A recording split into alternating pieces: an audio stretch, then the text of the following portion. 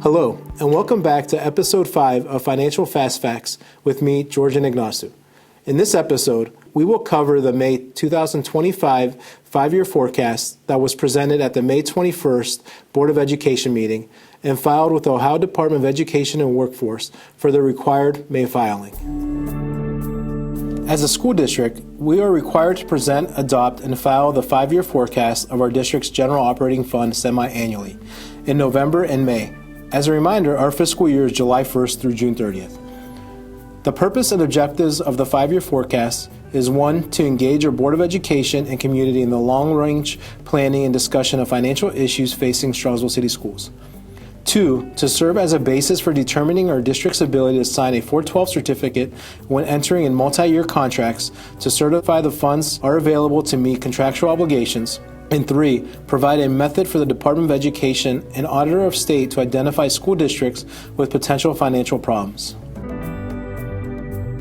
The information on the five-year forecast shows financial information for the 4 prior fiscal years, the current fiscal year, 2025, and 4 future fiscal years. This forecast is prepared based upon historical trends and current factors. This information is then extrapolated into estimates for subsequent years. The forecast variables can change multiple times throughout the fiscal year, and while cash flow monitoring helps to identify unexpected variances, no process is guaranteed. The intent is to provide the district's financial trend over time and a roadmap for decisions aimed at encouraging financial stability and sustainability. For fiscal year 2025, revenues are estimated to be at $86.3 million, which is a $4.3 million decrease compared to the previous fiscal year. The decrease is primarily due to the expiration of the 2019 renewal levy that expired at the end of the calendar year 2024. The districts will lose half a year collections in fiscal year 2025, while the remaining half year will be lost in fiscal year 2026, which is why revenues are expected to decrease again in fiscal year 2026. In total, 71% of the district's total revenues are made up of local taxes, of which 65.99% is from real estate and 5.19% is from public utility. State sources make up 19% of total revenues. State sources include state foundation funding. Unrestricted aid makes up about 10.52% of the total revenue, and restricted aid makes up about 0.95% of total revenue. State share of local taxes, homestead and rollbacks make up about 7.7% of total revenues. Other revenues make up 10% of total revenues. Other revenues include, but are not limited to, tax in lieu and payments, otherwise known as city TIFs, where the school district is kept whole, interest income, tuition revenues, Medicaid reimbursement, and state special education catastrophic cost reimbursement. The decrease in revenue in fiscal years 2028 and 2029 is due to the expiration of the 2002 renewal levy that was last approved in 2021. If the levy is renewed, the dollars will be added back to the forecast. The earliest the district can put this levy on the ballot for renewal is November of 2026.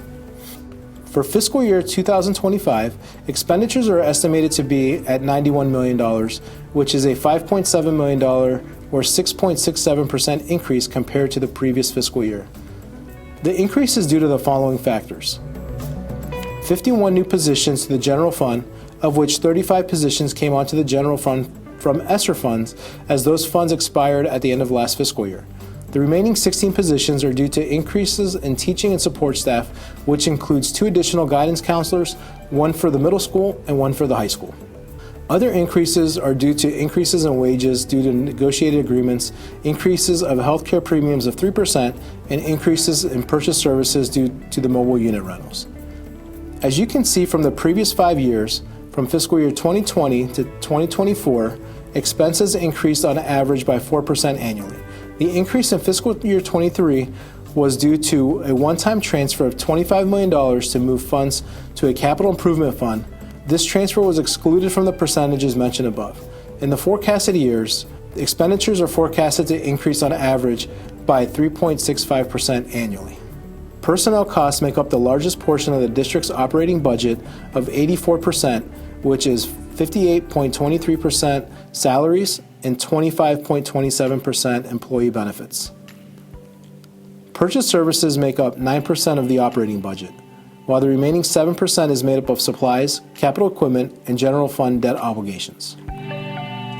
For the previous fiscal year, 2024, revenues totaled $90.6 million and expenditures totaled $85.3 million. This equates to revenues over expenditures of $5.3 million.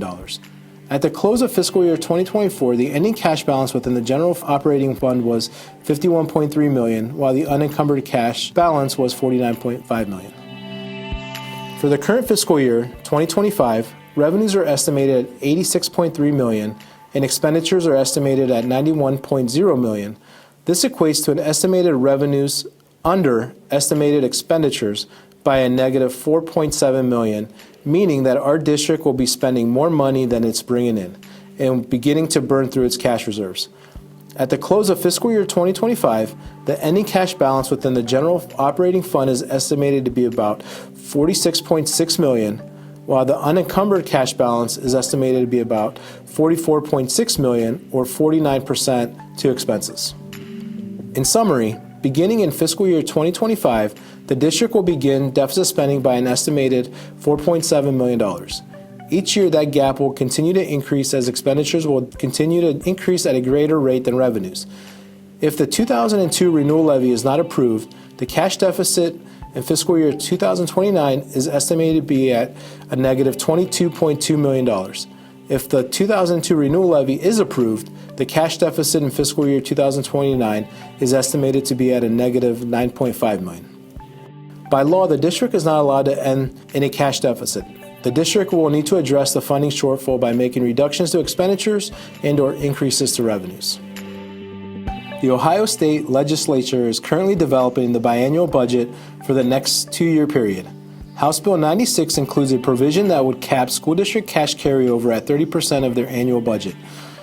Under this proposal, districts exceeding that threshold would face mandatory tax rate reductions by their county budget commission to bring ending cash balances down to the 30% limit. If House Bill 96 is enacted, Strongsville City Schools would be required to return approximately $6.9 million in tax revenue to taxpayers. While this would provide immediate relief, it would significantly worsen the district's financial position. The district's projected cash deficit in fiscal year 2029 would increase from $9.5 million to $16.4 million, creating an additional $6.9 million shortfall. This reduction in available funds would likely force the district to reduce educational programs and student services, requesting additional tax levies from voters, or implement other cost-cutting measures to address the enlarged deficit. The state budget process is ongoing. A final budget is expected to be by June 30th. However, as part of the process, there is expected to be other additional modifications. This concludes this episode of Financial Fast Facts. To view previous episodes and other non-video financial fast facts, please visit the Treasurer's Department website. We aim to produce monthly financial fast facts alternating between video and infographic format.